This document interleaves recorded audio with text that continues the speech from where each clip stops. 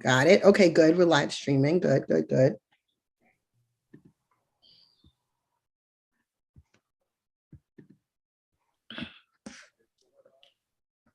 I see 1, 2, 3.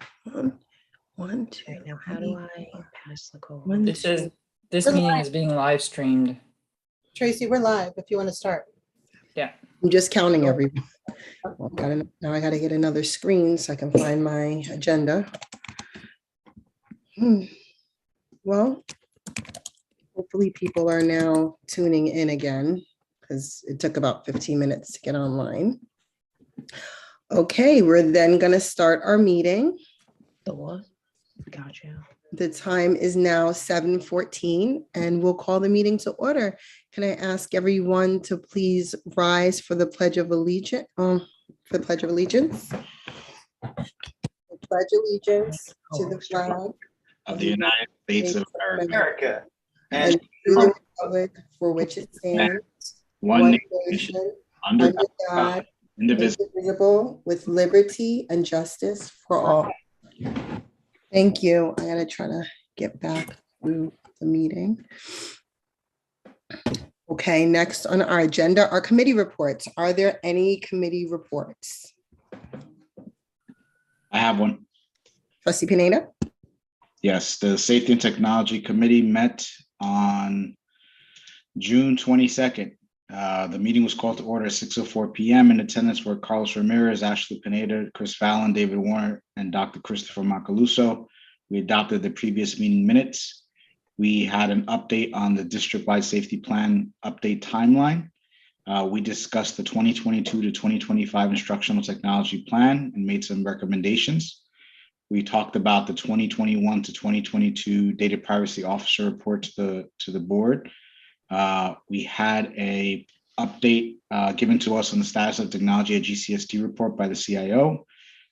We briefly conversed about the data breach, latest update on that, as well as updates on the Southern Westchester BOCES fiber project, as well as the Southern Westchester BOCES tech support. We had an update provided to us on the status of Chromebook replacement devices. As of this point in time, there continue to be no students in need of devices.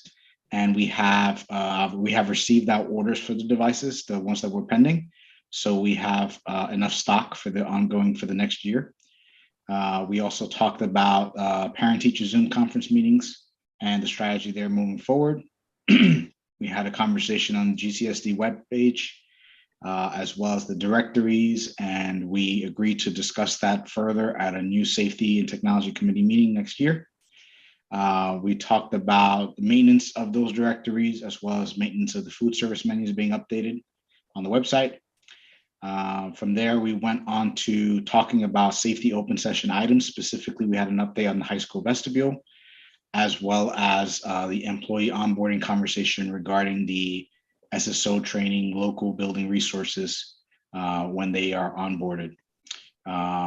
Dr. Macaluso, as part of new business, will be following up and getting updated contact information section instructions modified so that parents know how to modify their contact information without it being too burdensome.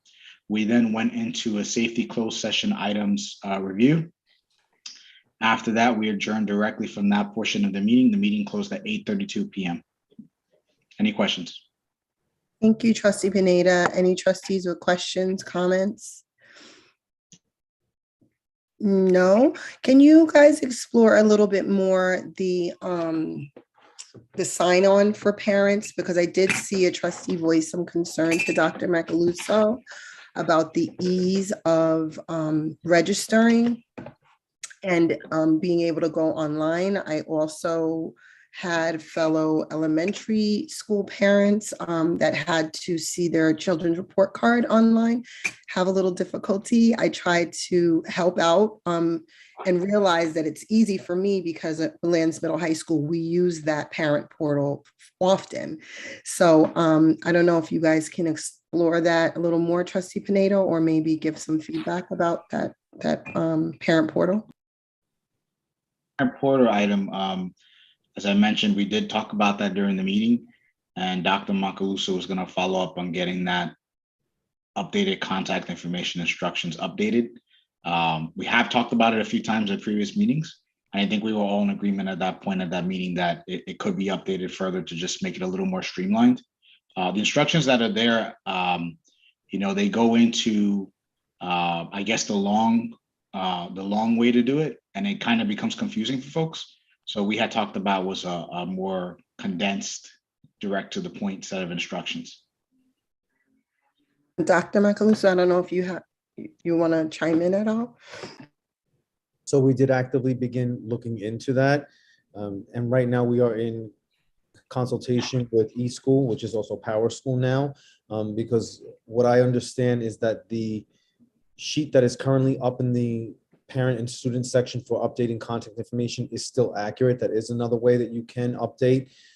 And the second way that was suggested may be able to allow you to update contact information, but not all contact information, maybe just certain fields. So we are actually in consultation with Power School to just double check on that before we go ahead and make those changes. Okay, So- cool. Sorry, go ahead, Trustee Ballard. Oh, so thank you for looking into that.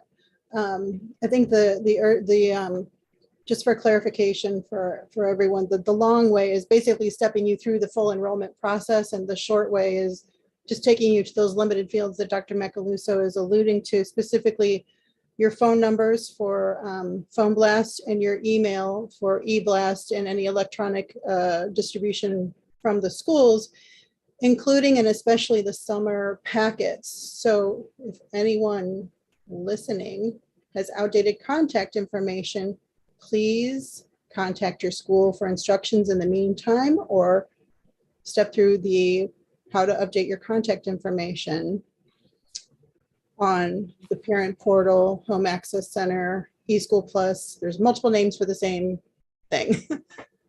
Thank you. Okay, are there any other comments, questions about the Safety Technology Committee? Thank you, Trustee Pineda. Are there any other committee reports? Yes, no? Moving along. I have the CT committee report done for our next meeting. Oh, okay, great. All righty, let me go back to my agenda. Make sure I know where we are. Okay, next is board president's report. That's easy. So there's a couple of things I wanted to say. One of which is at the last meeting, we had public comments, and the board actually did not follow our procedure, which was to take public comments and to let our administration respond to folks through email. We did engage in a little conversation, which we're not supposed to do. And so I took full responsibility for that because I'm supposed to run the meeting. However, we did have our administration follow up. There was one comment that had several questions attached.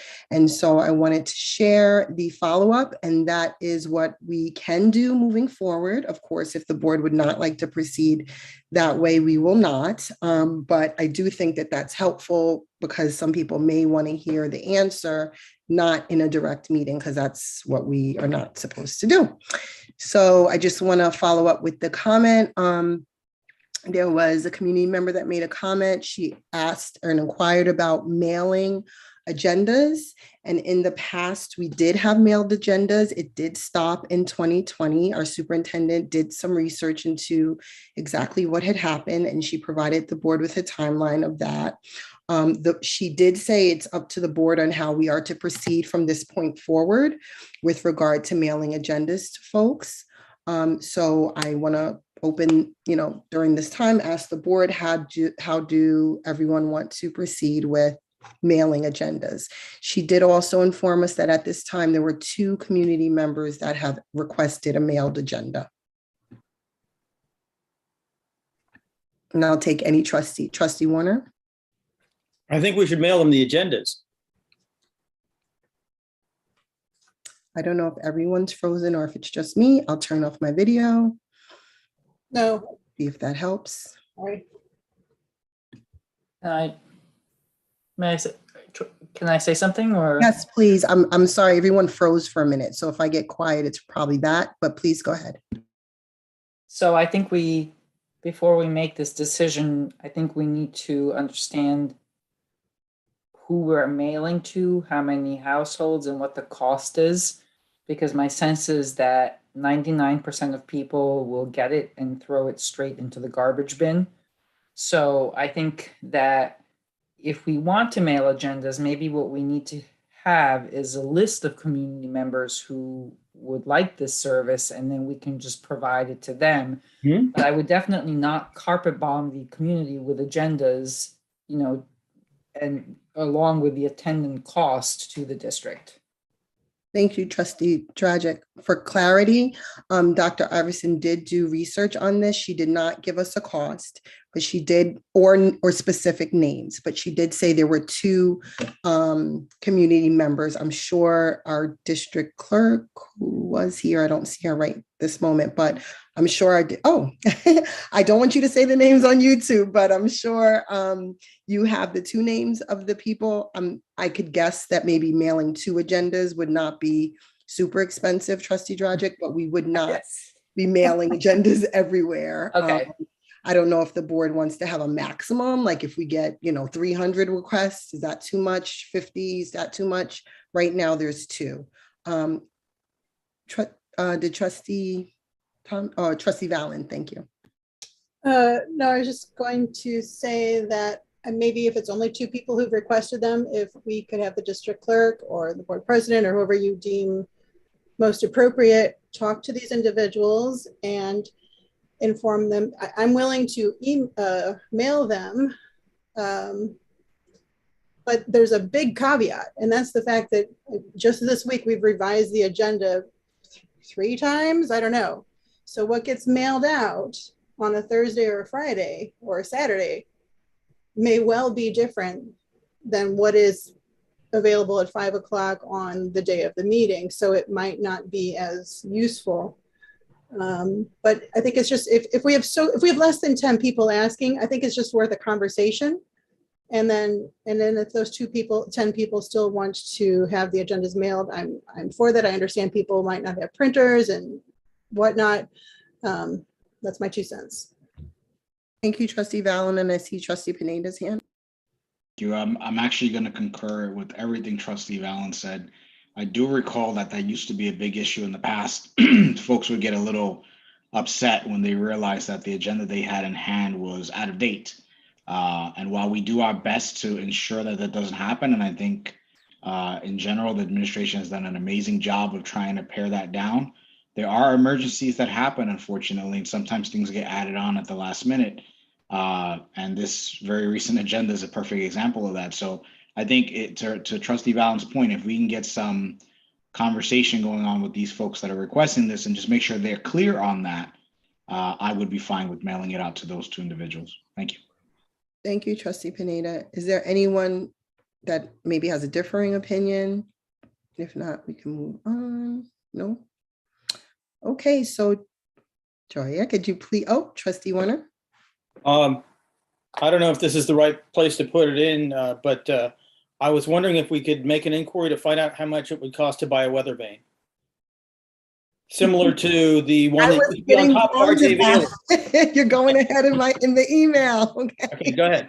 All right. So next on the agenda was request specifically regarding the fitness center clock. The person mentioned that the clock, and the Dr. Iverson did some investigation and learned that the clock was no longer in working order, but a new clock has been purchased and it will be hung up when it is received.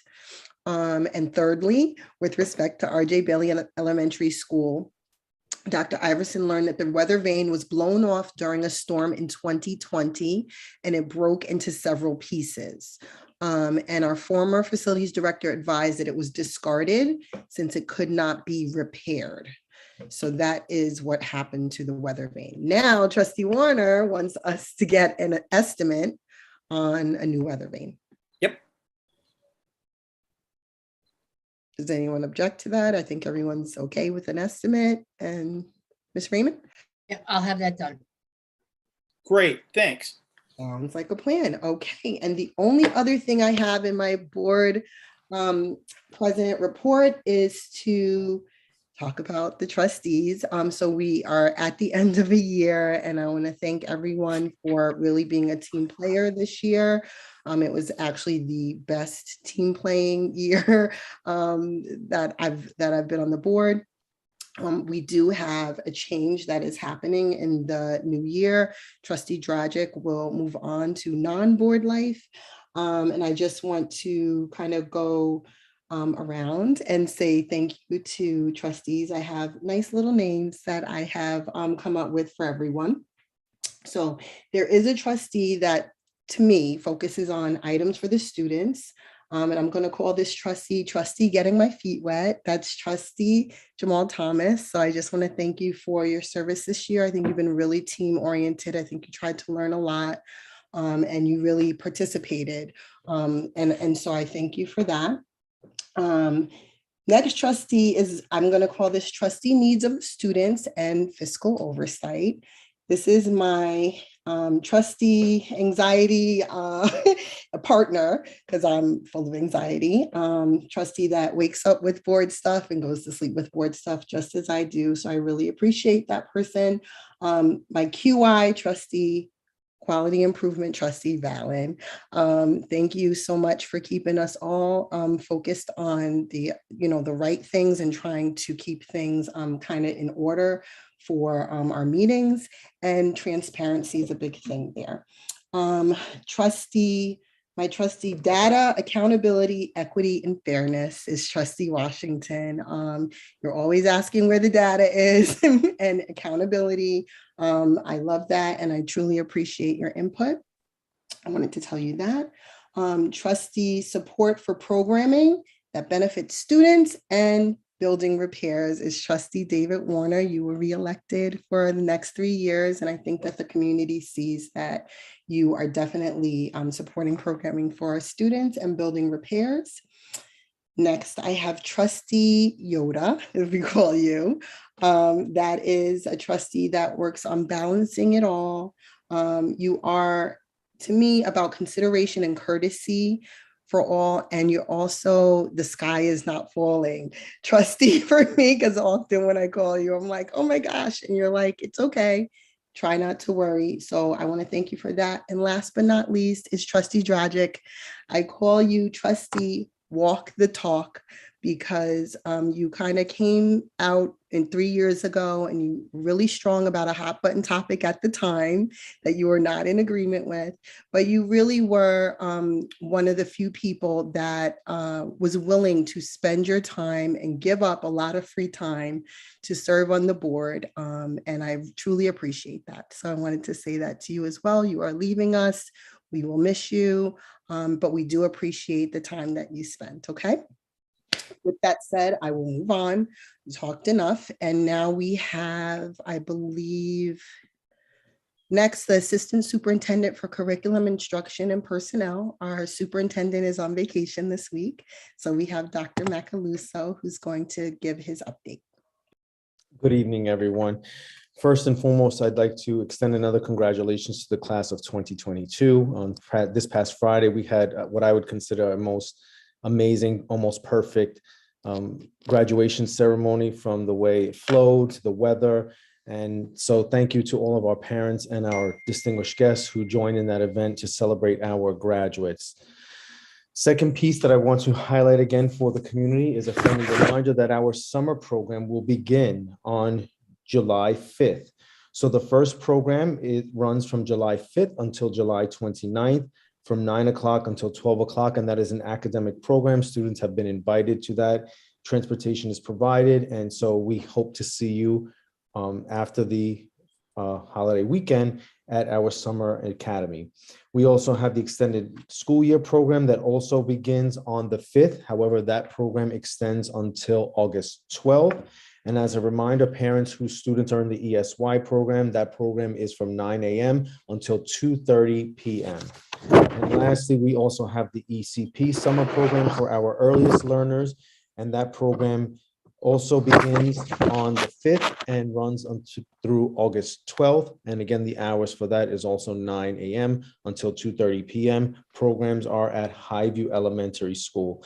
We also have, I'm happy to share that we also have an extended theater program that will take place from July 5th up until July 15th. So that is the first 9 days of the program. And that is from 12:15 until 3 p.m. Thank you to my colleague Lisa Raymond, who helped coordinate providing grab and go breakfast and lunch for all students who will participate in the summer program, as well as I'm sure in her update, she'll talk a little bit about those meals being available to the community at large as well.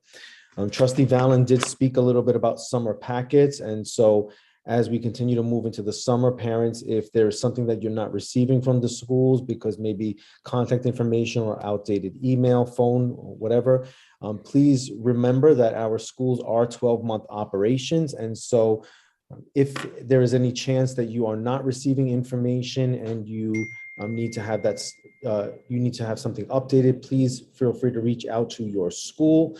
If you are not able to receive a phone call back or response from the school, you may always call the Curriculum and Instruction Office at extension 3112. And finally, we concluded all of our testing for the Advanced Learning Program. And so by the end of July, letters will be sent out to parents informing them if their child was selected for that program. And with that, I will turn it back over to Trustee Mears. Thank you, Dr. Macaluso. Are there any questions, comments, Trustee Valen?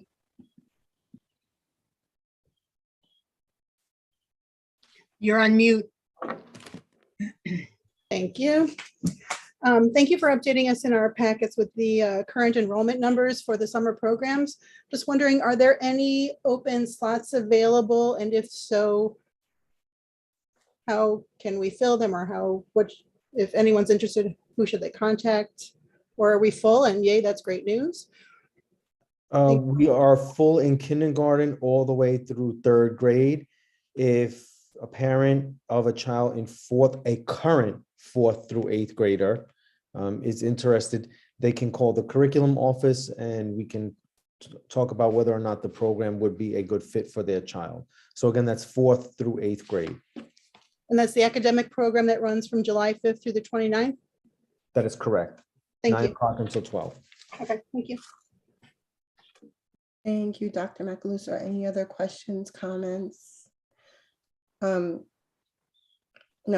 I have a question. So I have been asked by a few people about the video for the graduation, and they wanted to know where they could see that. I know you might not have that answer right now, but maybe if, for the rest of the week, you guys could maybe work with tech department or something and get the video available so that people who couldn't attend can maybe see the graduation.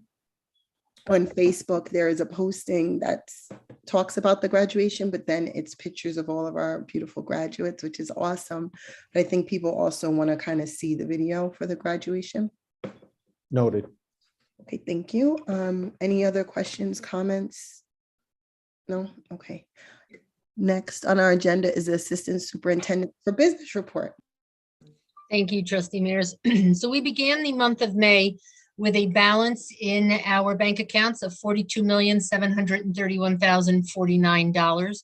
We deposited $2,835,101 and dispersed $5,536,281. Ended the month of May with $40,029,869.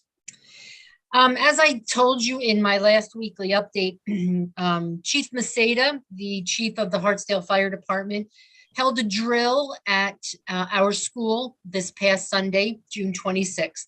He met the Fairview Fire Department, Greenville Fire Department, and Scarsdale Fire Department at Maria Regina. And from there, he debriefed them and they proceeded to come over to the Woodlands Middle High School. Dennis Pugliese was also in attendance to view the activity.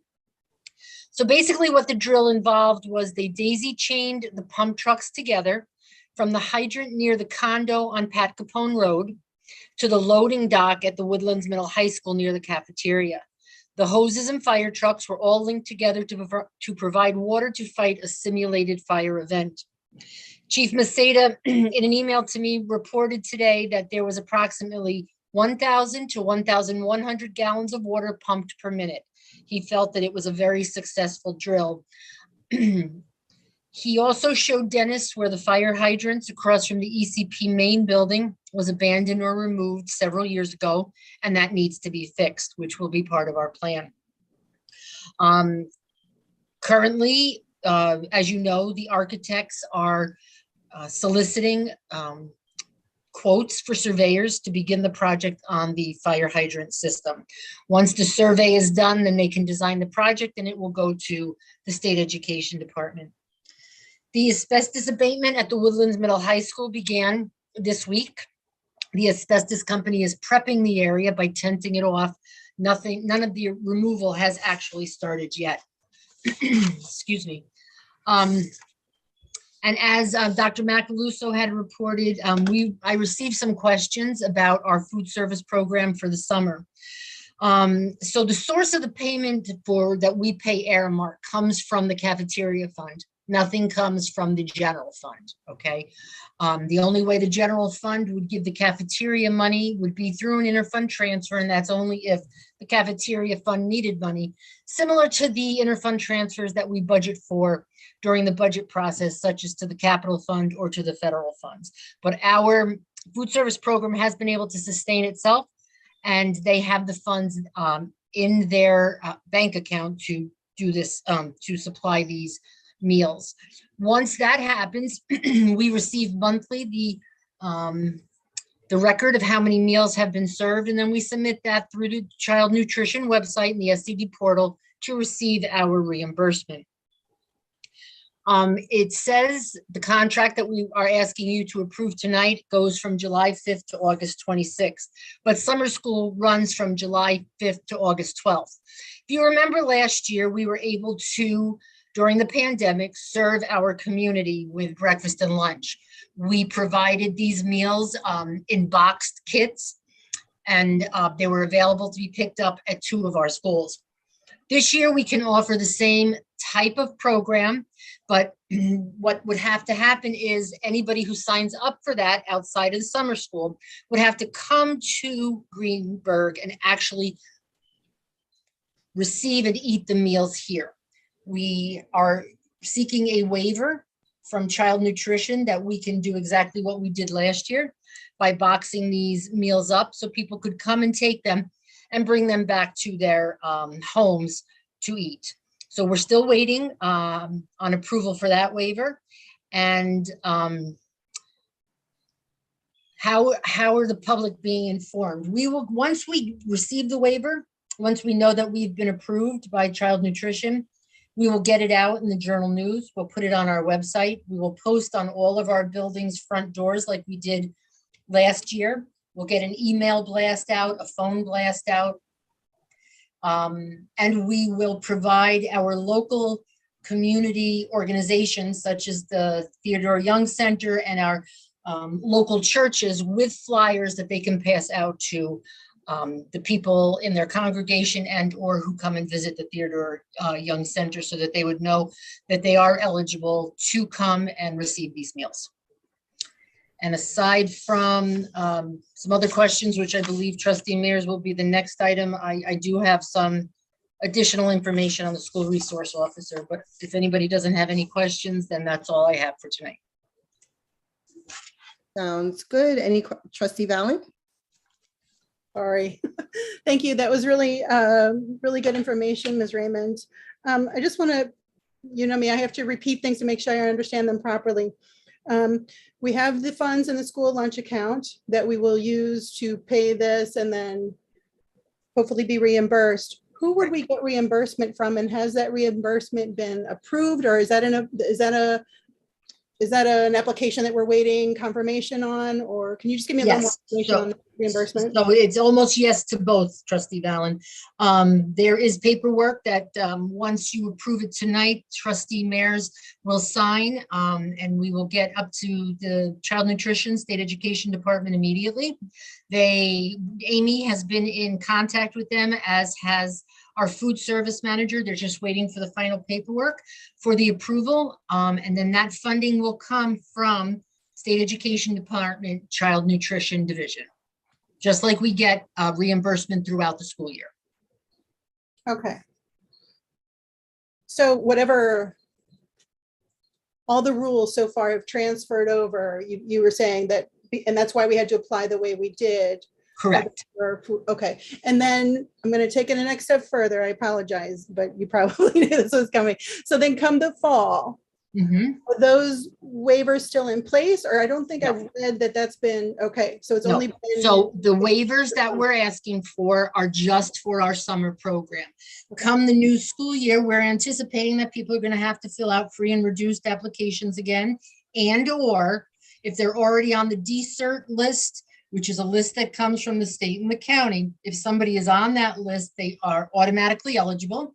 And we have access to that database, and we will automatically download them into our system. And then we will put a push out for free and reduced applications to all other students during the summer mailing. And we try to make another big push at their open houses. Okay, so you've tied it back already for me. I was going to tie it back. So in the summer packets, hopefully we're including the free and reduced lunch forms, and hopefully we're including some sort of big yellow paper that says, hey, everyone, we're back to normal school lunches. Be prepared to pay. Here's the info on my school bucks. Here, Correct. please fill out these forms, even if you don't think you'll qualify, so that we get as much of this possible. And hopefully we'll include contact numbers on who they can call if they need help filling out these forms. Yes, they will be. I am hoping with each principal, they'll have one person designated in their office that will be able to help people fill out the applications specifically at open. If a parent calls or comes in, obviously help them, but I really would like somebody at their open houses that has their own separate table, that if you need help, come right up and I'll help you, fill it out. And/or they can call any of the numbers and somebody can help them and walk them through it. So I'm gonna, maybe this isn't my place, maybe this is a full board, we need to discuss this, but I'm gonna suggest that in addition to including that information, what I want to avoid is people showing up for the first day of school or the first week of school, not knowing they need to pay for lunch or complete these forms. And I understand we will give lunches, nobody worried, but be prepared to get notices or letters home for one reason or another. So in addition to the summer packets, I'm hoping that, you're going to explore e-blast to everybody, phone blast, all the same things you talked about for the summer lunch program that will prepare people so the kids aren't going to be surprised about being asked. Some of the kids might not remember their codes for the older grade. Right. So it's just going to be a re-education process, and in advance, let's ask for patience from everybody. But the more information we can get out there, the clearer, the sooner, the more concise, the better. So thank you for that. Okay. You're welcome. Thank you, trustee Valen. Anyone else? I did hear you say possibly at some of the open houses. I'm thinking back to school nights, but I don't know if are all back to school nights going to be in person. This might be a little early to ask you that. That I don't know. I would have to ask the principals. Okay, I will move on. Any other questions, comments for business? Nope. We're just moving right along. All right.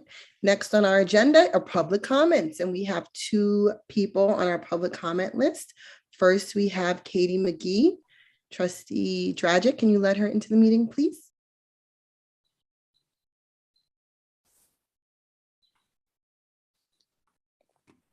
Actually, It's okay. I'll let her in. I can't. No, I don't see her. She's Sorry. okay. I just hit joining, so she's probably going to be joining. Norman Hall. And also, yes, Sergeant Norman Hall is here, just because we're going to have our for discussion, which includes SRO, and he will clarify any questions board members may have. But I don't know, it just says joining on my end for, That's weird. I see him, but I don't see her. It's okay.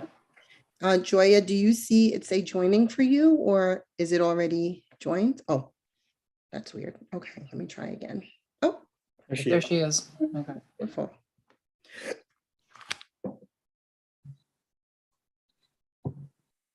Oh, it says connecting. Good evening, Miss McGee. Joya is going to start your 4 minutes, and whenever you start talking, she will start the time clock. Thank you. Good evening.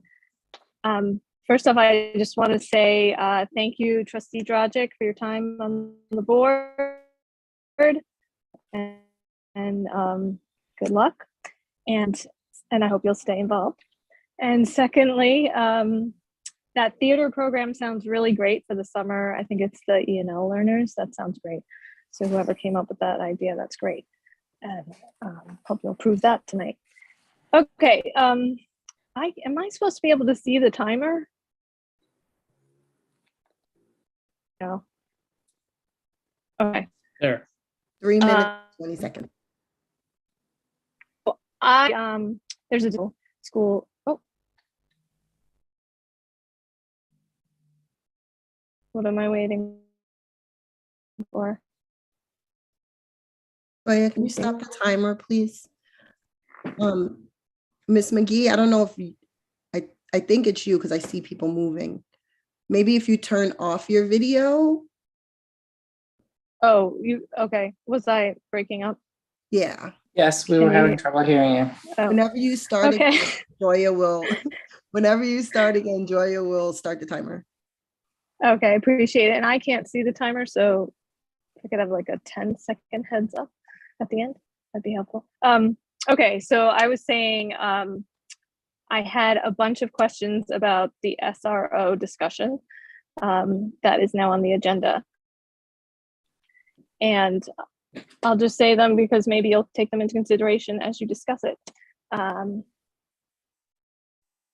One, I wanted to know what prompted it being brought up now when it had been dropped from the budget proposal.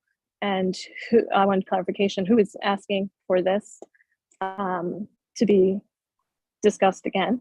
And I guess in what capacity? If it hasn't been budgeted for, is it even feasible? Or what would be cut to pay for it if the board decided to have an SRO or more than one SRO? And I just wanted to know more and hope that in your discussions, you guys will be clear on, for yourselves, if not for the community to know, what is the need or the purpose and objective for hiring an SRO? Are you clear on the job description, the person's duties every day that they're there? Are you clear on their school specific training that they may or may, that they have, especially with kids with special needs? Are you clear on like all the details? What are the hiring options? Does the district get to choose from several SRO trained Greenburgh Police Department officers, or are they from different are you not limited to the Greenburgh Police Department? There's just a lot of details. I'd love to know how this works.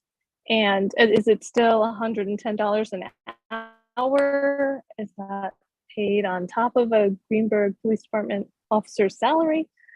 And just also, are you clear on, there's a lot of debate and among parents everywhere, but in our district too, about whether there should be an SRO, and the data that's out there, the research that shows it doesn't necessarily improve safety.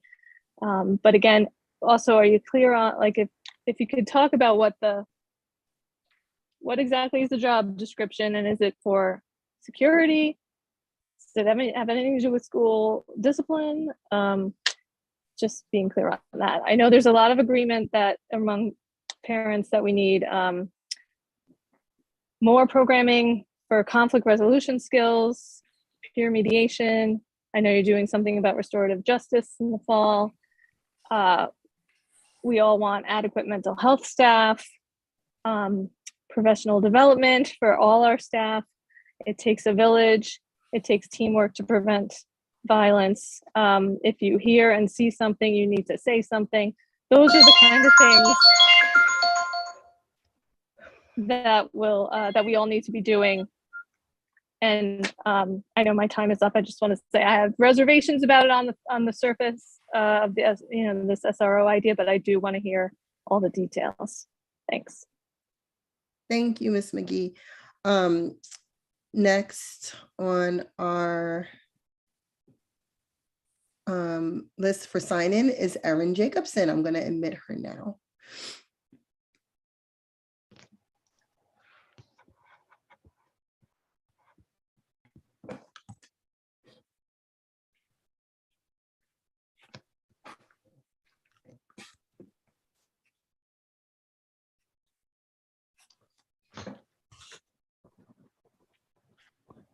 I see her there. Can you hear us? You're muted. Yeah, sorry, there's a delay between YouTube and the Zoom. Sorry about that. So I'm actually going to piggyback on what Katie said, and I came with some research that kind of answers some of those questions in case the thought is that the district wants to move forward with SROs. So I just want to introduce myself. I'm Erin Jacobson, and I wanted to first, before anything, say thank you to Trustee Dragic and also to commend the board and the administration for truly investing in the district's commitment to the social emotional learning part. As a mom of two girls, they're 9 and 5, and a mental health professional, I'm also the parent representative for the district's SEL committee, and I'm happy to report that the administration is supporting our work so that we can continue to meet throughout the summer. And that way we can capitalize on the momentum that we've built so far and hit the ground running in the fall, which is excellent. There's a commitment to include interested staff from all disciplines and all levels throughout the district. And we're using data to drive recommendations and curriculum and programming, which I think is stellar. And it's this commitment to data that brings me to my comment about SROs. From the beginning of her tenure, Dr. Iverson has repeatedly expressed her practice of following data and using it to guide the administration's decisions. And I'm grateful for this approach. It focuses resources in areas that are proven to work. And this is why I cannot understand nor support any ideas about bringing school resource officers or SROs to the school buildings. They're armed police officers that create the perception of increased safety, but there's no actual evidence to prove that they do any of that. In fact, the data shows that the presence of SROs actually create less school safe environments where kids feel policed, the cops end up intervening when student discipline is needed, and accidents happen with firearms. The evidence doesn't suggest that SROs do anything to deter active shooters either. In fact, in a 2021 study that looked at the outcomes of having armed school officers, especially when present during mass school shootings in America, they looked at the range of 1980 to 2019. And the death rate was actually 2.83 times higher in the schools where an armed guard was present, even when controlling for other numerous variables. And I'll email all my resources to the board and the administration after. And the idea of taking hundreds of thousands of dollars to put police in our schools when this is not proven to work is misguided at best and dangerous at worst. The data shows that police tend to behave in school just like they're trained. They're trained police officers, and that's how they engage. Obviously, there's some that might be good and training is necessary, but they are trained police officers. And this statistically puts our Black and Brown students, as well as our special needs students, at higher risk for being harmed and arrested. Research groups like the ACLU, Everytown, and Citizens for Juvenile Justice show data surrounding the multiple problems associated with having SROs in school. There's a 3.5% increase in arrests in schools with police. The increased criminalization of school discipline can potentially result in an arrest record that follows kids forever. None of that is good. But what the data does show is that investments in medical and mental health staff, like nurses, social workers, psychologists, and well-trained teachers, all have very positive outcomes for students. They feel safer, they feel understood, they're happier, and that all supports their ability to behave in safe and healthy ways in and out of school. The Everytown Support Fund, which all their stuff is available online, has ample resources and guides for creating safer schools without SROs. There's definitely a better way to do that. So in conclusion, I don't see how we as a district can promote safety and emotional well-being through the guidance of data and then turn around and hire SROs. The two are not compatible, and I encourage the board and the administration to invest the time, energy, and money that could go there into proven methods that increase safety. Thank you. Thank you, Ms. Jacobson. Okay, I think that's it for our speakers. Really too. So next on our agenda is school resource officer discussion. So this is the discussion for the board to get information. Unfortunately, our superintendent is not here. She's out on vacation.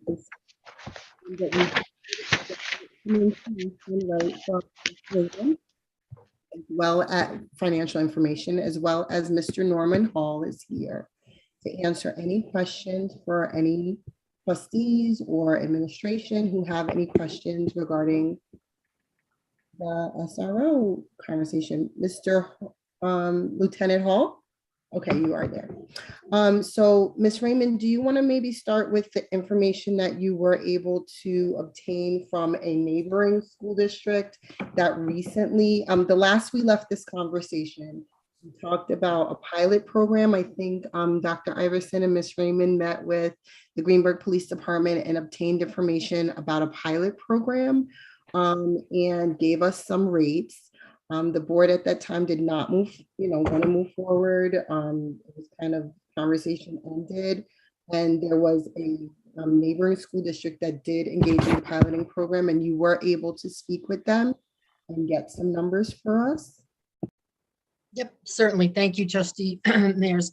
So I had earlier on during the budget process, I told you that I had reached out to Lieutenant Hall, as well as some of our neighboring school districts who are using the SRO program.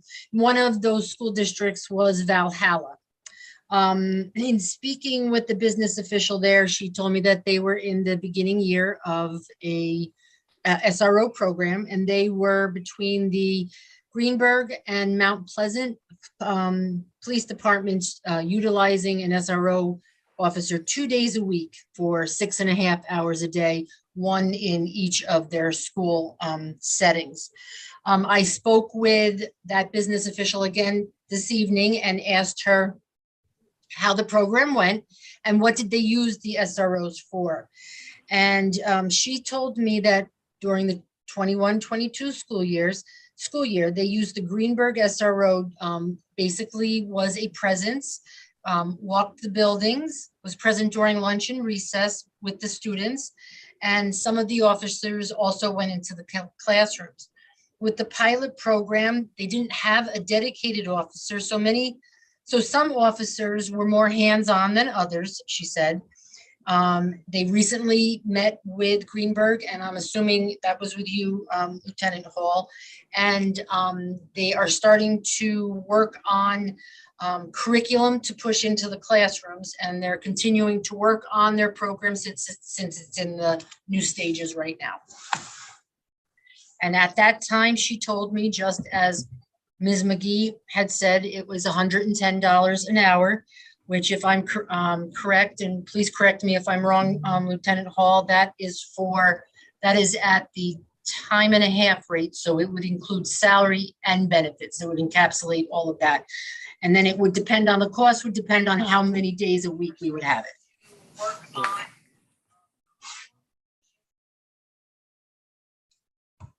Thank you so much, Ms. Raymond. And does any other trustees want to share any information, have any discussion? Sorry, Lieutenant Hall is here. I don't know if you want to give any information. I see Trustee Warner, then Trustee Thomas. Trustee Washington had her hand up also. Oh, I'm sorry. Okay, go ahead, Trustee Washington. Thank you. You go first, ladies first. I just really have issue with this position. One, because we took it off of the budget. So now we're bringing it up. It is June 28th, 2022. I know that we have many positions to fill in technology. We have teachers who have left and gone to other districts. We need to fill these positions. So I'm just wondering at this time, what data are we looking at to show us that we need an SRO? Have we done some type of sympathy or empathy interviews with teachers and staff to say if this is a position of necessity right now? I'm just trying to figure out why is this taking some of our meeting when we have so many other things to do. So right now, I am not for the program because I really feel that we need to fill in all the places that need to be filled for our students. They need the teachers, they need the technology, and then we can work on this program to make sure it's what we really need. I'm happy that Valhalla has it. But from that presentation that I just heard, I still don't know what an SRO does at Valhalla. So I have grave concern, not with the people, but with the position at a time when we have so many other things to do in this district. Trustee Washington, can I ask you what an empathy interview? Well, it's just a regular survey. So you would just send out about climate and culture and in reference to needing this program. That it's just something to think about. Like, let's use all the data. So when people come to us, we could show data on why we're actually going in this direction. Oh, sorry, I muted myself. There was Trustee Warner Thomas, and now I see Trustee Drogic's hand. Okay, so I'll the parent who spoke a little earlier during the public input made some points that sort of resonated with me because I did look at the various surveys. There were two of them. There's the American Medical Association survey. I believe that we all have copies of it because we got an email forwarded to us a little while ago, and it said a couple of things. That 2.83 times greater chance of casualties if you have people with weapons in the even armed guards or police officers in the school seems to be a statistical result of checking out what has happened in the past couple of decades. And they tried to explain the results. The well-documented weapons effect explains that the presence of a weapon increases aggression. Whenever firearms are present, there is room for error, and even highly trained officers get split-second decisions wrong. And even more importantly, prior research suggests that many school shooters are actively suicidal, intending to die in the act. So an armed officer may be an incentive rather than a detriment or a deterrent. So basically what happens is a gun is a suicide magnet. So while the results of having what you think of as the deterrent will have a positive effect in terms of reducing the number of fistfights in the school or the number of petty thefts because people are kind of, on their best behavior. If you're at the point of dealing with a school shooter, having the weapon is actually a bad idea. You're better off with the regular police force being on close call and having a dean of students, which is where I thought we were going before we ran out of time on the budget. So my thinking was that in a future year, we were going to put together a job description for a dean of students. I will tell you that the most comfortable I've ever felt is when we had a retired police officer in a dean of students position. I want the experience. I don't want the guns. So, if we can in the long term move in that direction, I can certainly support that.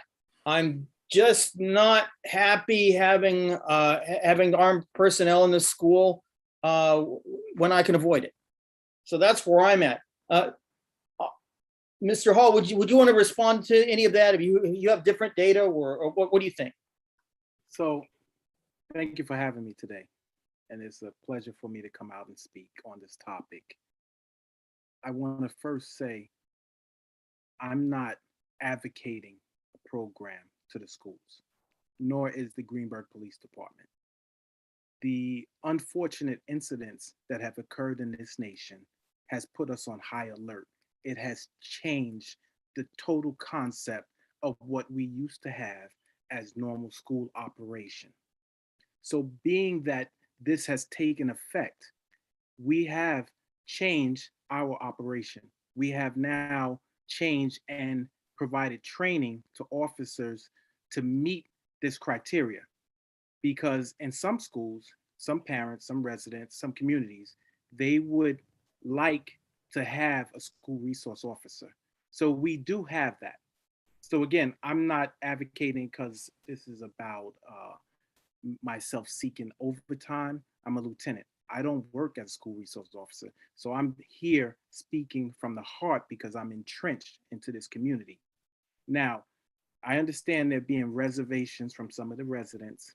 There's a fear because of in the nation, we have seen what has occurred. Nobody would expect this to ever happen and we would have to live this way. But our objective and purpose is safety of the students and the staff, not enforcement. At no time is a school resource officer going to be a person or an officer armed in the school and his objective is enforcement and not working with the school. This is a team effort. The officers, as a school resource officer, they're trained by the Department of Criminal Justice. They're also trained as a National School Resource Officer, which is NASRO. Those are the two most certified departments that we have. When we do work with schools, mostly the various school districts, we enter into a MOU, and this is a Memorandum of Understanding Agreement. And that governs when, what, and how the officer operates in the school.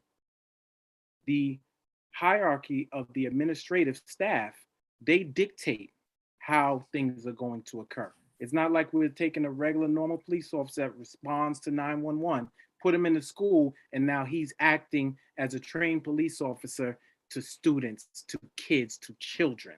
We do not do that. This is specially trained. And like we said, there's some special need kids. We want to work with the staff. We want to, that's why it's called School Resource Officer. We're a resource to the school. Now, as a deterrent, that vehicle will be outside. At no time is an officer sitting in that car, but the vehicle is out there. Just as we have to put up doors and lock them, you have an open campus at Woodlands. You need someone, I feel, as a deterrent. He's there. Data shows they're not coming to the school grounds if they know that officer is on the premise and he's armed, he's trained. As you know, the recent shootings that we've had, none of them wait around for the police to come so there can be an interaction with law enforcement. They're looking for people who are vulnerable. They're looking for students and staff who are unable to meet that force that they're bringing to the school. As a trained police officer, under New York State law, Article 35, if someone is using deadly physical force, that person who's going to put his life on the line is a police officer to try to stop that force. And it'll be done in a timely fashion if the Greenburgh School District faced such a danger. But that is the only purpose and reason. Go ahead. Okay, so I wanted to ask you a little bit about Uvalde, right? So we had this situation and we don't have the final report yet, but all the people who have access to the data, who are generally police officers, keep popping up and telling us and warning us what went wrong. And it appeared that they had school district dedicated police in that district, and the regular police force wanted to come in and take out the shooter, and the school district police stopped them for about an hour, which increased the number of students who were shot. And so, you know, the lesson from that looks like, hey, you know, if there's a real crisis, what you want to deal with when you hit that crisis situation is the regular police. So in terms of, so laying aside the whether we have the SRO or not at this point, how are we making sure that, that we have a chain of command set up so that in an emergency situation, the right people are in charge and can go forward with dispatch? So I can't speak to what the incident or other police departments. In the town of Greenburgh, if an officer is assigned as a school resource officer, he's wearing two hats. But if something occurs, he still has a supervisor. So there's rank. So they don't make the call to say don't enter the school. He is an on-site regular police officer, but when he's in the school with the students and staff, he's not operating that way. It's just like when everyone knows I do community policing. Everyone knows they have seen me in the schools. They have seen me have lunch with the kids. They have seen me bring my staff, and we do safety training in the classrooms. We do stranger danger with the kids. This just gives you a more personalized officer, under the same concept of community policing. That's the only difference. Thank you. Trustee Warner, I want you to have your questions answered, but I also see. I think I've got a flavor now. Let's let some other people talk. Okay, thank you. I'm sorry. I think this is a great conversation because this is, safety, and it's a big hot issue in education. Yep. Steve Thomas and then Dragic, please. Yeah, so I think that, like so many things, we probably should refrain from having this conversation, in a binary kind of fashion.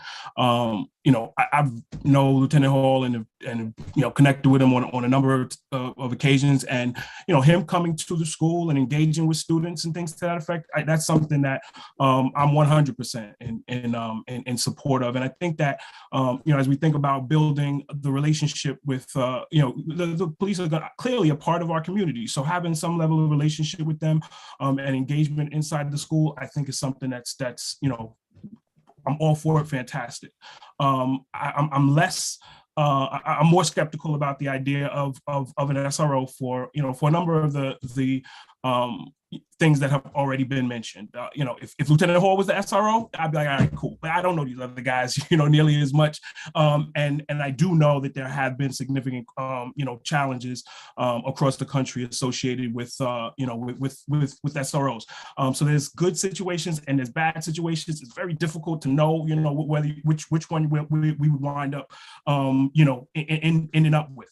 The other part that I would just like to mention in terms of, dollars spent is something that David mentioned. And the ideas around restorative practice and social emotional learning, some of the things, I think the most dangerous things, well, obviously not the most dangerous things, because, what's occurring in the schools sometimes is what winds up being the lead up to people coming back to the school and shooting up the school and various different things to that effect. So if we pay closer attention to our psychologists, our social workers, our guidance counselors, potentially a dean, restorative practices, these various different things that shift the dynamic of school culture, remove some of the bullying, those things I think are if you have to weigh one versus the other, I think that those are more powerful deterrents on a long-term basis in not having students who want to come back and do these things and become these types of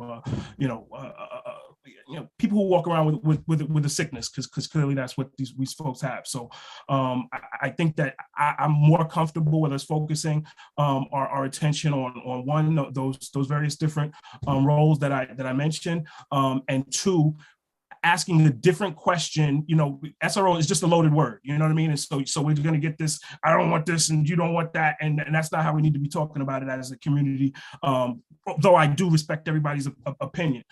Let's have a different conversation about how we can engage with the Greenburgh Police Department to increase safety and everybody's feeling on safety, as well as the comfort of students and parents around how we're getting protected. Thank you, Trustee Thomas. Next, we have Trustee Dragic. Thank you. So, I am leaving you for better or for worse, and I'm not going to be the decision maker here. But we have been around the block with this discussion many times, and I understand both the pros and the cons. And I just want to remind everyone that this discussion was really never about stopping a school shooting. It was about us having to deal with certain behavioral issues, and that the resources that we currently have in place have not been sufficient. And I understand that we're developing our socio-emotional learning interventions and restorative practices, and I think that that's all really terrific, and it should be make things better. But I think it's a multifaceted problem that requires many different solutions. And I think that for me, the SRO was going to be something,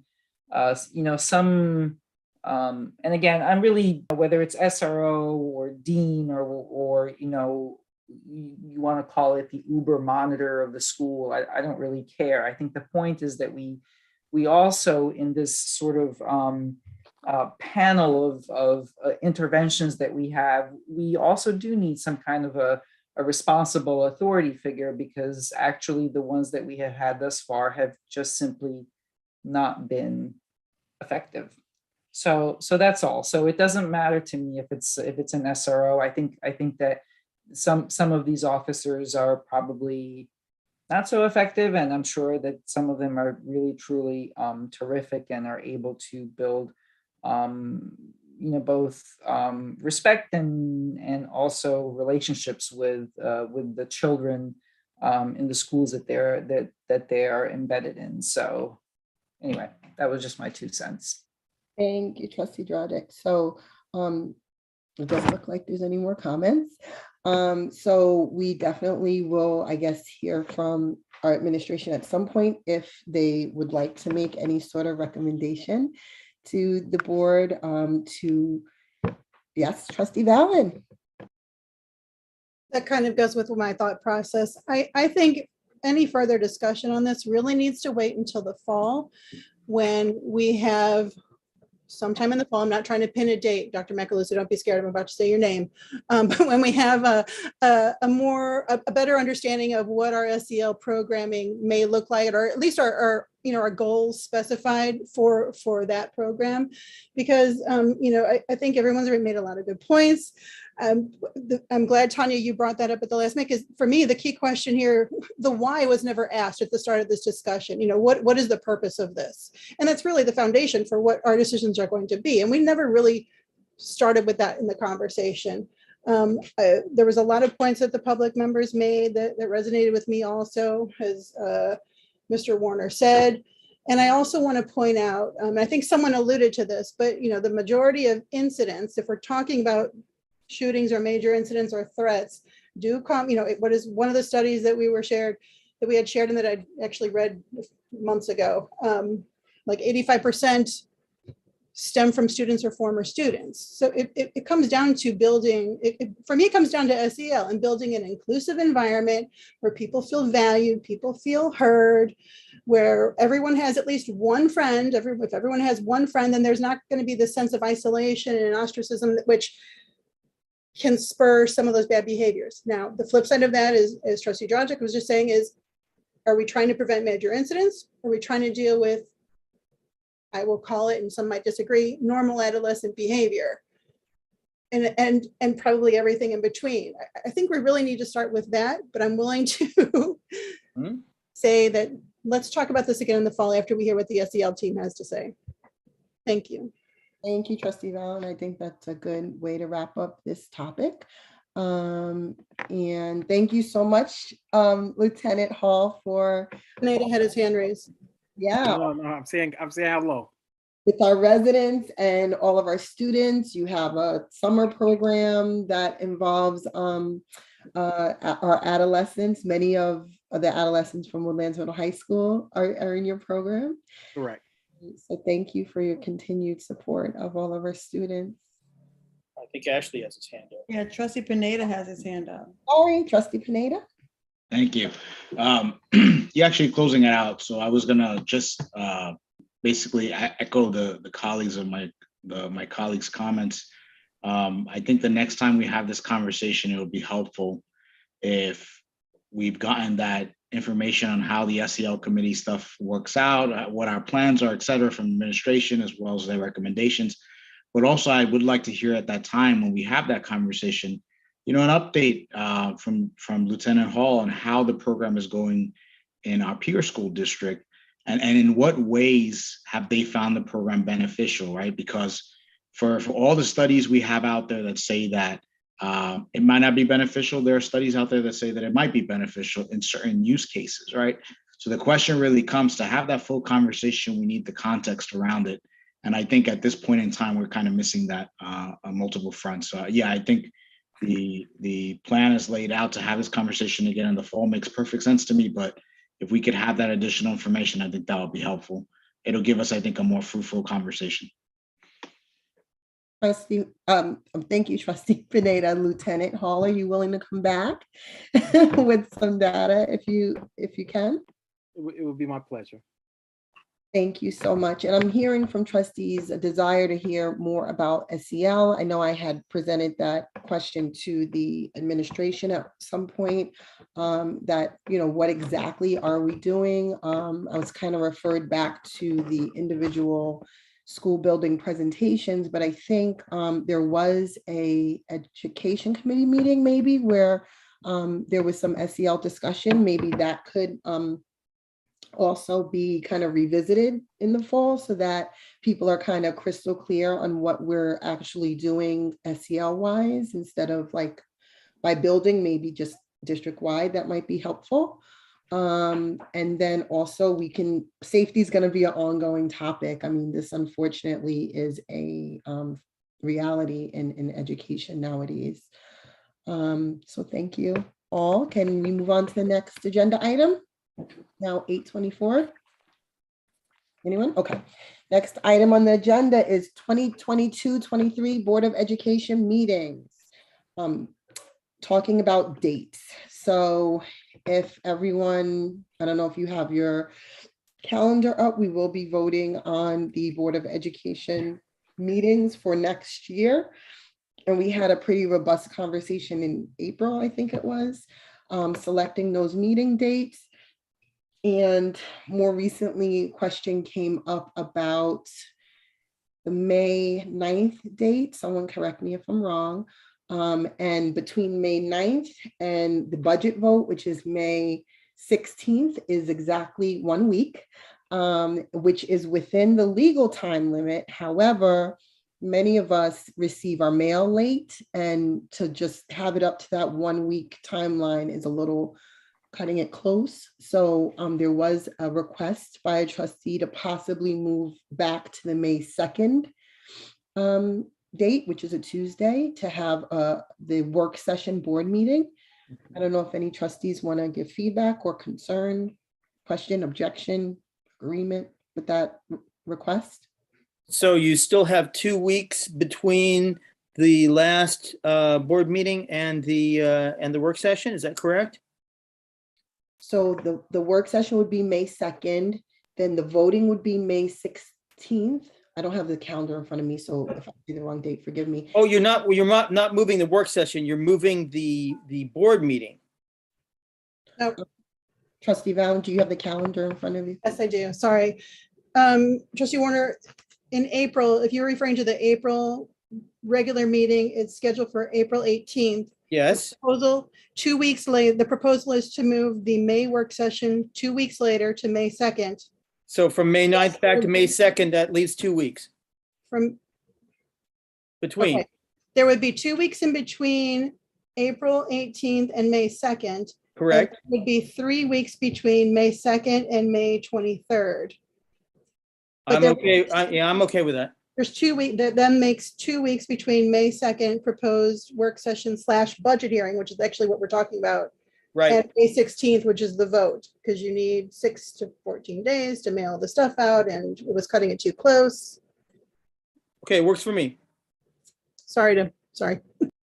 Is everyone okay with that date change? Okay, I don't hear any objections. I will move forward to the next item on the agenda. That is the Board of Ed meeting times. So, yes, trustee Valen? That means we'll have to amend one of the resolutions that we're reviewing for next meeting, by the way. When we get to that later, I'll bring it up. But it's not for today's vote. which is- Correct. But Joya, you got that, right? Okay, wonderful. So this year, we decided to move all of the board meetings to 7 p.m. And I wanted to bring up the times of the meeting to see if anyone was interested or open to moving our work session back, which is the meeting where we tend to go longer, back to 6 or 6:30 p.m. and possibly bring back, which is the next session under there, food, so that we can actually not be starving and kind of cranky in the middle of the night when we have these really long meetings. So I put that on there for anyone to give their feedback on the time. I don't know how everyone's schedule is, if anyone has any concern with moving the meeting back. It used to be at 6:30 on work sessions, and then the regular meeting used to be 7.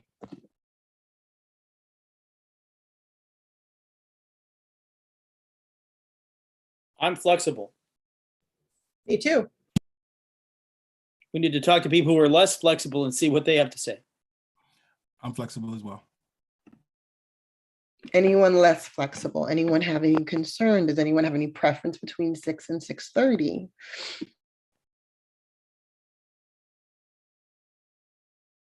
I don't know if any administration has any opinion or preference. Anyone? Everyone? Don't. No preference. Fine. I didn't hear you, trustee Pineda. I said I'm fine with either. Do we want to try 6 o'clock? Is that too early? Does anyone have any opinion? I think everyone was fine with 6. I think Six. that's, yeah, that's what the silence was. Okay, great. Silence is golden. So, okay. So I would request then that maybe our work sessions be 6 p.m. With the hopes that we could finish early, earlier, and then the regular meeting stay at 7. And what do people feel about having food for the meeting? Do we want to get, sorry? Do we have budget for it? Right. So I was going to say, do we want to get a estimate on what food costs were in the past? And then that way an informed decision can be made.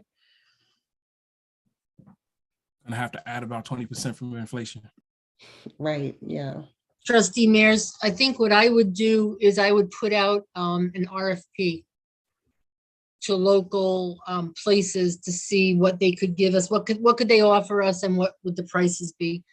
I've experienced in the past that's the best way to go, because then we lock people into prices.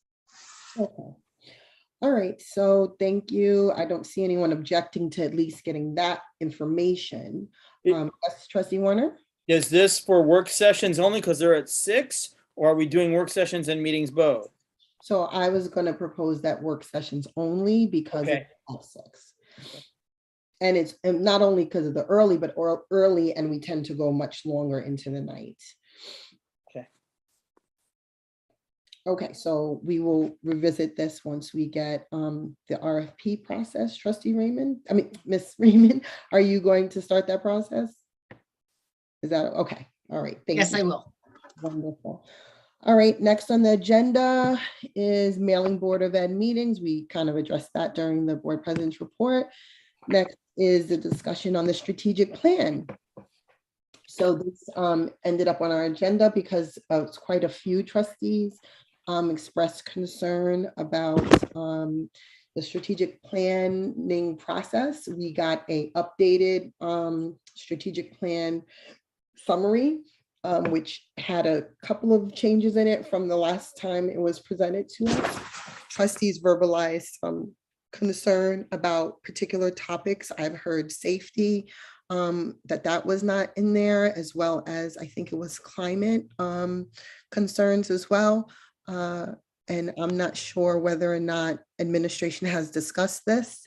I don't know if you could give us any feedback on any meetings that you've had I did get an email from the superintendent that I forwarded to the rest of the board that showed some subcommittees that you guys have created and started to work on as well.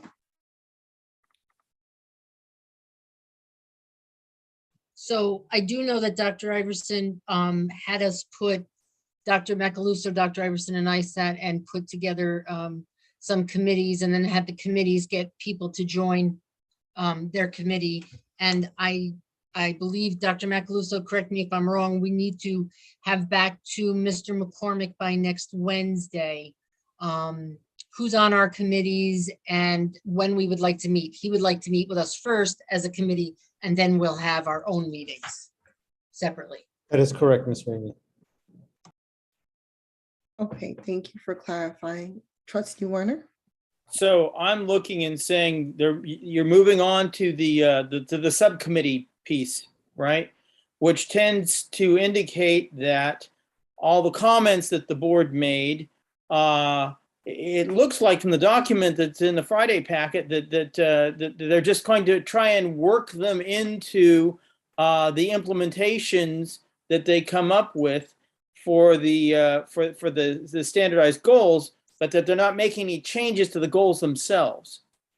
And what I had initially hoped, and I just have one little piece of it, right? I was the person looking at infrastructure, and I specifically wanted to say, we commit to update, repair, and replace district facilities to maintain a healthy and safe environment and to meet the requirements of the future classroom, right? I wanted to like put that right in there and it'd be in the goal. And then any infrastructure work that committee does is going to have, you know, safety and health in there as something that they can work from. But I don't know if this draft, which we haven't, I don't believe we've officially adopted yet, is set in stone, or if we can put some stuff into the goals at this high level. That's what I was pushing for last time, and I don't see any movement on it. So I'm just wondering what is everyone's understanding going forward as to what we're actually doing. Thank you, Trustee Warner. Trustee Pineda?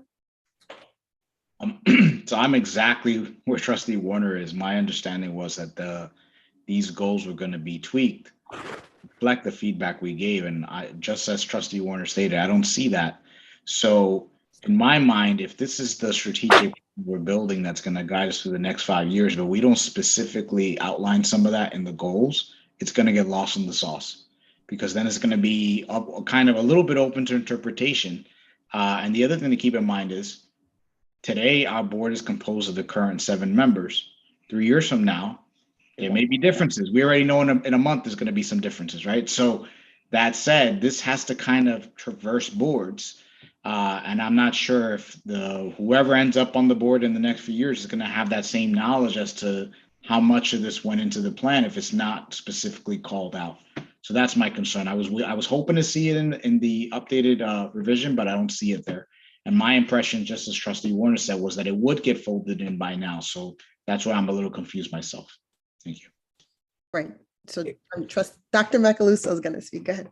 So in consultation meetings with Mr. McCormick, one of the things that he did share with us is that he will be providing a uniform template, which allows each of the subcommittees to create goals within those focus areas. And so that's one of the conversations that Dr. Iverson, myself, and Lisa had with respect to the document that was shared. I think it was at the last board meeting. So the previous June 20-something date. And so looking at those focus areas as kind of like these broad buckets of areas that we want to focus on. And then each subcommittee would come up with 2 to 3 goals within those focus areas that would be things that were more measurable, things that would have like a tangible outcome as a result versus the broad buckets that we had here. So that's where we are aiming to have that work happen,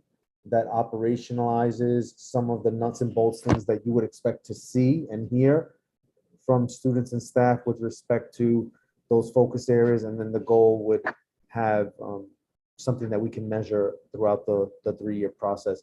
And so just as kind of not to get ahead of us, because I know we will be talking about the professional development plan at the next meeting. For example, that's some of the work that happened in the professional development committee as well, where we took some of those buckets, and we created operational goals for that, of things that we want to address. In particular, the climate and culture area, we talked about how SEL will be measured and what the deliverables will be. Okay, trustee Thomas. So Dr. Macaluso, based on what you just said, is that to say that these, student success, infrastructure, communications, that what we're looking at here, we are still going to see adjusted based on those committees? Correct. And so Okay. each of those committees would create 2 to 3 goals under those focus areas. And, Are we and adjusting the focus areas? We are not adjusting the focus areas at this Right. time. Okay, so that's an issue. What I hear, what I hear from the trustees is that they want more of a change in the actual focus area, to definitely include some of the things that were mentioned, and it seems like the focus areas didn't include that. So is it possible to, take that feedback and meet with the superintendent when she returns? We are supposed to address some of this at our retreat on the 8th. And so I'm hoping that you guys still have the list from that we did. I mean, it's on TV, so you could probably get it, but there was a list that trustees kind of went through. Everyone gave their feedback that they wanted to see in, at least considered in the strategic plan. Major things such as safety was completely left out of it, which was, I think all trustees kind of had that concern. Emotional safety as well as physical safety.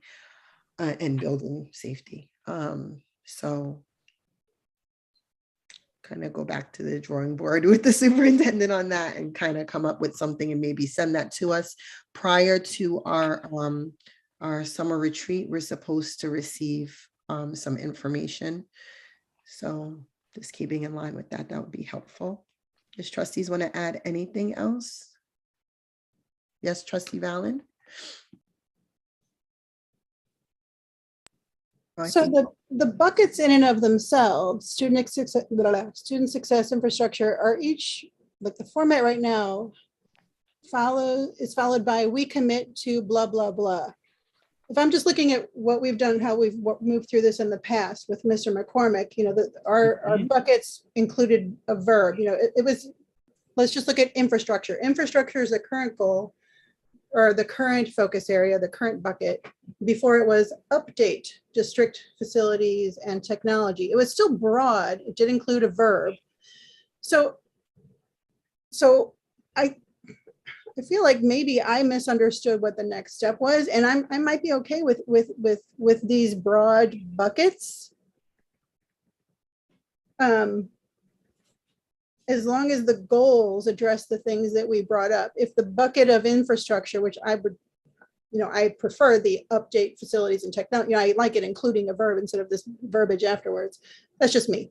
But if infrastructure would include a goal that addresses safety, for example, or if the climate and culture included a goal that addresses, that embeds some of what we pointed out, maybe that's covering my qualms or my needs. Maybe I misunderstood from the last meeting what the next step was.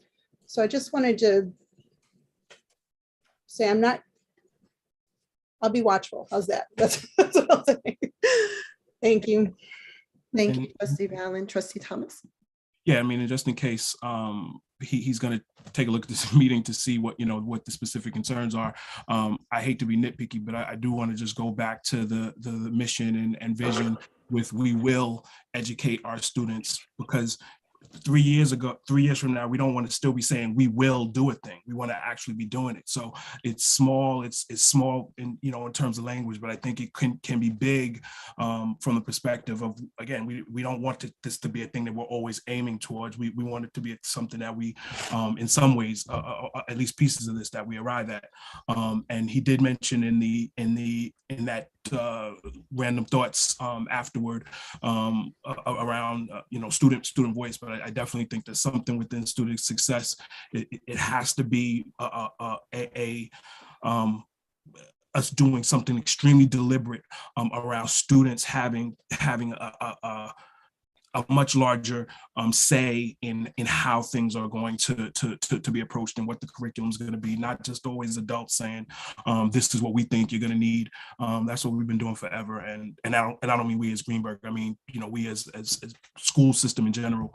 And it's my firm belief that that has to change.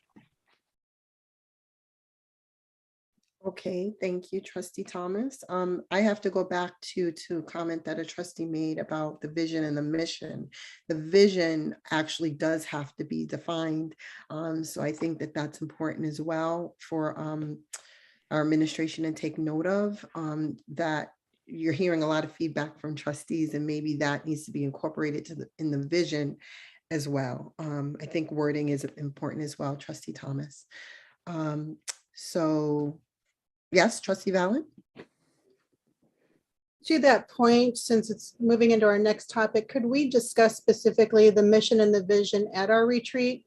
Because if we need that base for them to continue, we're going to make sure we're all on board with what it is and how it's worded, and just to make sure it's really embodying all the values that we've identified. That's my request for the next point. Thank you. Yes, and I think we kind of need to, really looking at structure and organizational structure and planning. The vision actually does come first. I know that was a kind of a debate, but if you look at any sort of organization planning, that is the vision has to be there first. So we really do, the board needs to look at that. Thank you, Trustee Valen. I made a note of that, and in our governance committee, maybe we can make sure to discuss that as well with regard to our retreat planning. Any other trustees have any feedback on this? No? Okay. I'm going to move forward. Next is our summer retreat. And so our summer retreat is scheduled for this next Friday, July 8th, and the time I believe was 5 to 9. Someone correct me if I'm wrong. And so one of the things we needed to discuss was location, and where we want to do that. Joya, I don't know if you were able to get the information and the options for location of retreat. So you and I spoke about location potentially being local, like in Woodlands, and then following either doing a small gathering for you guys off campus or having food on campus for you guys. And I know that you're also, I believe, working with NISBA, correct?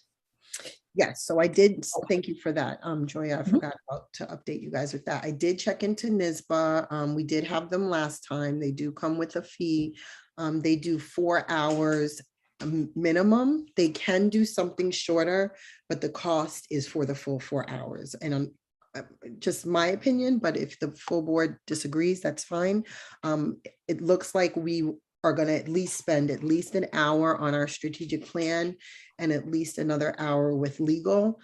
So we would really be utilizing NISBA for a maximum of 2 hours. So we would pay for 4 hours, but only use them for a maximum of 2 hours. And it's really because of our own limited time. We don't have like a full day retreat. It's just 4 hours retreat. So I would not recommend that we use NISBA this time.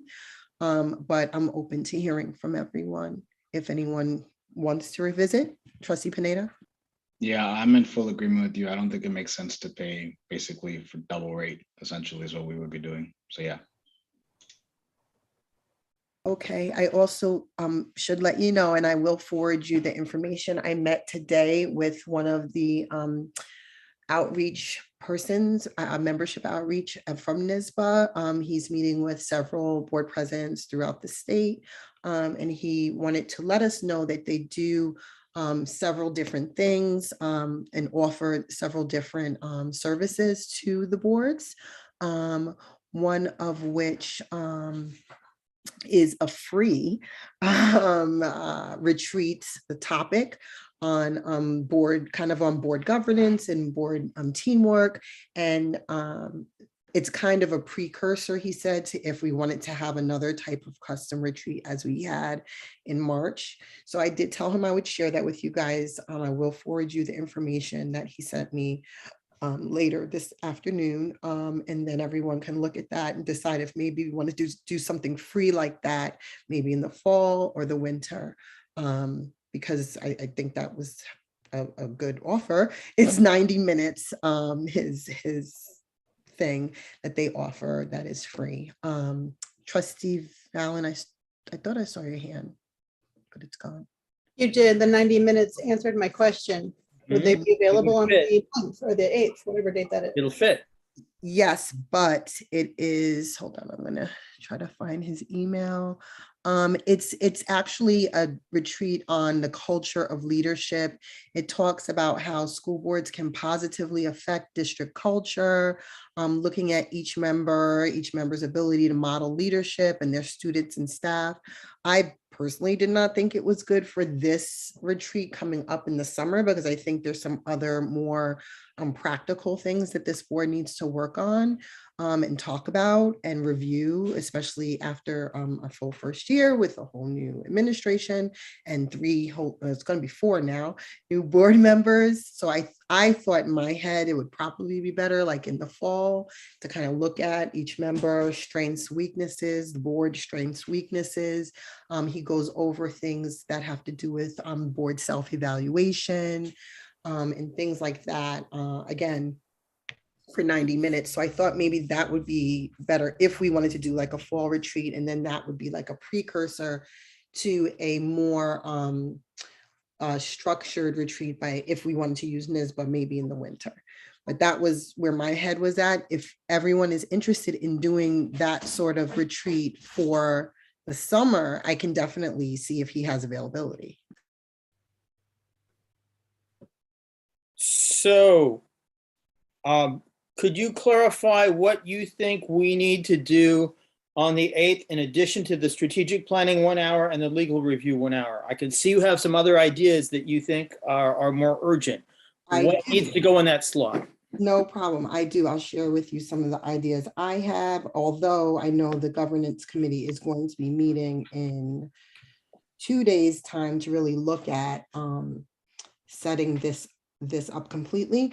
So I would love, if I could structure the whole thing, would be to have, like I said, an hour on legal, at least an hour on the strategic plan, if not more, and then really break into our executive session and talk about communication, communication internally, communication, and that encompasses several subsets, communication externally, and that covers as well several subjects. And then I would love for us to spend about 30 minutes with our district clerk to kind of look at the year in review. We also had a new district clerk, new administration, new trustees, and really talk about roles, feedback. You know, we had several issues come up this year with regard to resolutions and clarity, getting feedback, talking about things learned, not learned, how we want to move forward in the year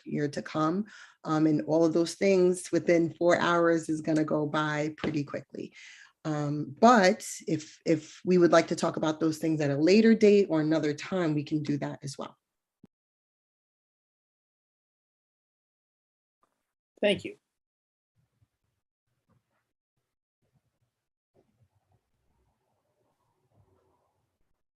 Okay, so no one's saying anything.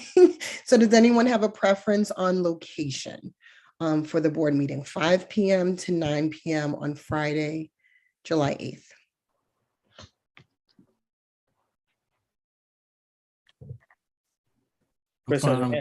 Trustee Valen.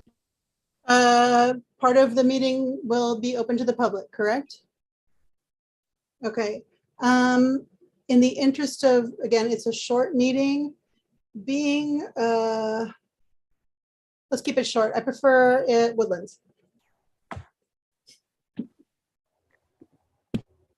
Okay, anyone else? Trustee Pineda? Yeah, I agree. I would prefer to have it at Woodlands. Woodlands.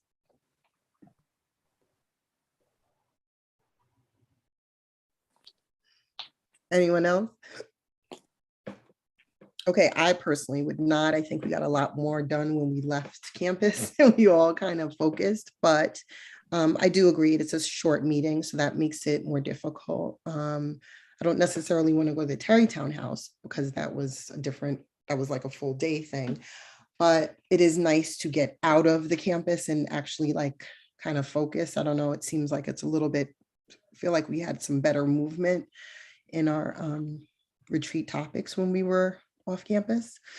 But it looks like I heard at least 3 trustees say Woodland. So I don't know if quiet people want to speak up and say what their preference is. If we find someplace else, I'm fine. If I'm fine with Woodlands as well. So I don't know if we have enough trustees to even vote against, because we can go somewhere else and then look, there's 3 on 3. Yeah. So it just, I don't even know. I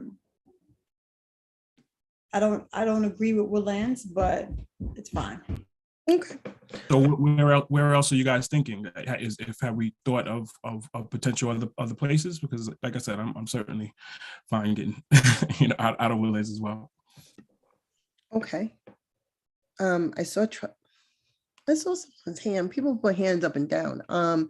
So I don't want to ignore anybody. Okay, so I don't know of any other places. I know we talked about Joya. I don't know if you were able to find anywhere nearby that had any rooms available. That may be like a restaurant with a small private room. There was Bonamici that previous board used to use. I don't know if you were there, David. If Sure, it was fine. I'm just thinking that part of the meeting is public, then how does, it gets a little cumbersome. If it's a full retreat, then not so much, but. Thank you. That makes sense. Your trustee Valen, your hand is up. I agree with Mr. Warner. It's a short meeting. The coming and going of staff and public, we are not meeting in person tonight because of extraordinary circumstances. I don't want to be in a small room in a restaurant at this time. Thank you. So a small room in Woodlands is okay? We have bigger rooms at Woodlands in the cafeteria. So we're gonna be in the cafeteria. So let's make that note that we need. It needs to be a big space. Be in a big space. There. So make sure we make that note that we are not in that small room in the back. Okay. Thank you. Got that, Joya? Big space. Yes, I do. And just so you guys are all aware, so that's been kind of the difficulty here, the short period of time, and the fact that some of the session is open to the public. In some of the restaurants and things that I've been in contact with to have public private space. Obviously, it's at a time during dinner period, right, for these locations and things. So just trying to maneuver around that. But this conversation is very helpful because it'll be a lot easier to try and, if we're just arranging food, then we're arranging, for food, you know what I mean? But to have so many moving parts with community members potentially and you guys, it's been a little bit difficult, especially because we don't have a definitive number on the number of community members. Okay, great. Thank you, Joya. So moving forward, then I guess, could you send us, I know we did this for the March retreat, like a spreadsheet of like a few options, and then we can rank them like we did before. And you got it. I can send it tomorrow. The most votes, we'll try to go with that. Okay, is that good? Is everybody? Yes, I can send that to you tomorrow. Okay, cool. You're good with that? Everyone? Okay. All right, let's move on. Forgive me, I'm trying to watch that. Okay, next on our agenda is an anticipated adjournment to executive session. I move that we adjourn to executive session to discuss the employment history of particular persons being considered for board action at this evening and at the next meeting. Second. It's been properly moved in second. Any discussion? Hearing none. All those in favor? Aye. Any opposed? Any abstentions? Motion carries. It's 8:57 p.m. We are going into executive session. Thank you very much. I'm not sure how to stop the YouTube, but The YouTube keeps Okay. going. Can you put me into okay, I put into you. the waiting room? Oh, okay. I will Just try. move me into the waiting room. Wait. Why does the YouTube keep going? I don't have an option to move you to the waiting room. You're the host, so you got to stop the live stream, and then Joy, you got to stop the live stream, and then Okay. The YouTube keeps going. Can you put me into Okay, I put into you. the waiting room? Oh, I'm gonna look at I will the. just move you to the waiting room. Wait. Why does the YouTube keep going? I don't have an option to move you to the waiting room. Does you're somebody? the host. You got to stop the live stream. Is somebody? I'm confused. I'm just logging into YouTube now to see if it's still going. My screen in the left shows that we are still live. Yeah, me too. Hold on, guys. Just give me a sec. Now 7:02 p.m. Steve? Steve? Yeah, you're live. Okay, there you go. Thank you. We're live. Wonderful. I'd like to call the meeting to order, trustees. It's now 7:03. Who is watching the YouTube? I'm gonna wave just to see if I see it live on the lag. Or is it, you don't see it anymore, right? I still see it, but We know everything we're saying is on YouTube right now, Yeah. right? Yeah, it still says live in the top left corner, so we're still streaming. Oh. That'll go away once we've successfully stopped the stream. There you go. Good now? I Are you still good now? No, we're still live. We're still live. So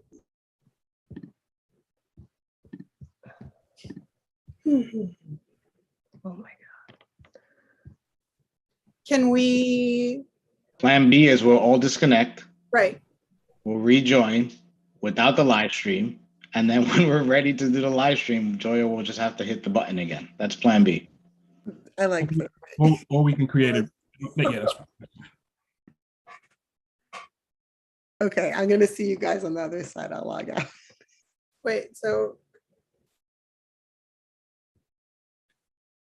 wait, so we're doing that? I guess so. Are we logging out? Yeah, let's log out and we'll log back in. We already lost some of the money. Okay. Thanks. Okay.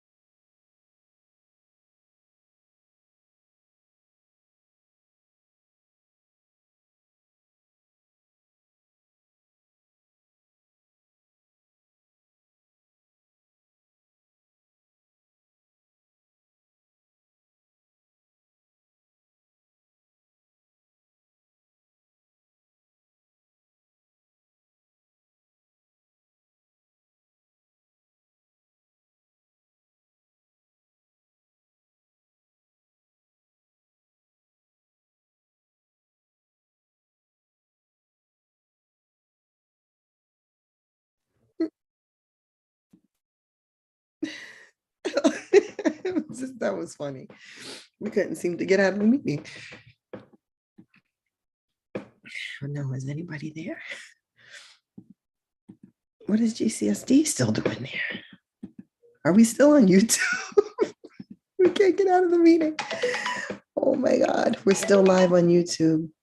We have to figure out how to get on YouTube. This is crazy. Oh God. Guys, I'm sorry. I think we're still on YouTube. I think Joya, I think you have to log out of. I think we're still on YouTube. I think. Hey, you're on YouTube. I think we have to log out. Hold on. So The alternative is we can do all go in a breakout room, and the breakout room should not be live on YouTube.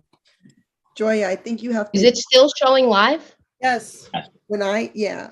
Okay, let's try the breakout room. That's a great idea. I don't have that breakout rooms. the host has to do that. Assign automatically. Of course. Joy, if you make me a host, I can do the breakout rooms quickly. No, I right. think Joya, if you just leave, because you don't stay in exec session anyway. That's If what I just tried to do. I left. No, but nothing But you left, but when I came back, GCSD was there. but Joya left as the host. Who's going to be host to let us all in from the waiting room? Yes. I transferred the host to I'm President the Ayers. yeah, I'm a host, but when I came back in, Joya, just now, the GCSD logo was still there. So I'm wondering if the meeting completely ended or not. It didn't. Yeah. So can you Okay. just, if Joya just logs out, I think, and if it doesn't work, then I'll make Jamal the host and you can create breakout rooms. That's fine. Okay, so I'm gonna log Log out, out. right? It's good that it gives you this little red live thing up there, so we know. we're live. And not, see, I still see the Greenburgh CSD there. Because it's holding on to the YouTube. So like that must be what it is. All right, well, how do I allow local put in waiting room, remove report? Oh, geez. Go to participants, and you should be able to add me as a Click more, Co-host. and then make him a co-host. On more, it just has breakout room to start focus mode. That's all I have. All right, so you click breakout rooms. That's what we're trying to get to. Okay, I'll click breakout rooms and it says create assign automatically. Yes, that's fine. Okay, add room. Room 2, assign. Okay. I think I'm moving everyone to room 2. Everyone minus the Greenburgh CSD one. Okay. I don't have an option for Greenburgh CSD, just so you know. Is Greenburgh CSD still listed as host? Because if we just disable that as host. It seems like that Joya's off, but because she's connected to YouTube, it somehow left her on in order to hold YouTube. But This is a comedy of errors. Okay, well, I moved everyone to room 2. What, like already? Yeah. That didn't work. Yeah. It says breakout rooms not started. Room 2, rename. so start the room. It says add room, recreate room. Open all rooms. I click that. I don't know what to do.